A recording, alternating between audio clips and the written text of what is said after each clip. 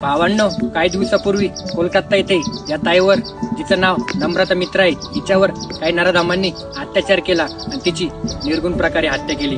ही ताई कोलकाता येथील आरजीकर मेडिकल कॉलेजमध्ये डॉक्टरकीचं शिक्षण घेत होती आणि एक दिवस रात्री हॉस्पिटलला नाईट ड्युटीला असल्यास तेथीलच हॉस्पिटलच्या कर्मचाऱ्यांनी तिच्यावर अत्याचार केला आणि तिची निर्गुण प्रकारे हत्या केली।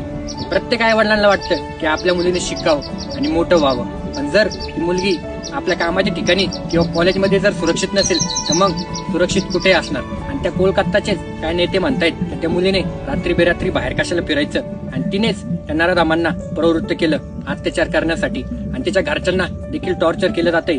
का तर तोंड बंद ठेवा, का तर त्या कॉलेजचं नाव खराब नाही व्हावं। आणि कालच आपण स्वातंत्र्य दिन साजरा केला, पण आपला भारत देश तेव्हाच स्वतंत्र होईल जेव्हा आपल्या आई बहिणी सुरक्षित राहतील।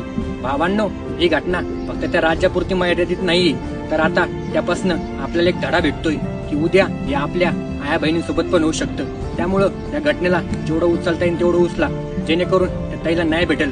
त्या नराधमांना अशी शिक्षा भेटली पाहिजे जेणेकरून कुठल्याच नराधमाची आपल्या आई बहिणीकडे वाईट नजरेने बघायची हिंमत होईल नाही पाहिजे। हा व्हिडिओ जेवढा होईल तेवढा शेअर करा, जेणेकरून सर्वांपर्यंत हा व्हिडिओ पोहोचला पाहिजे।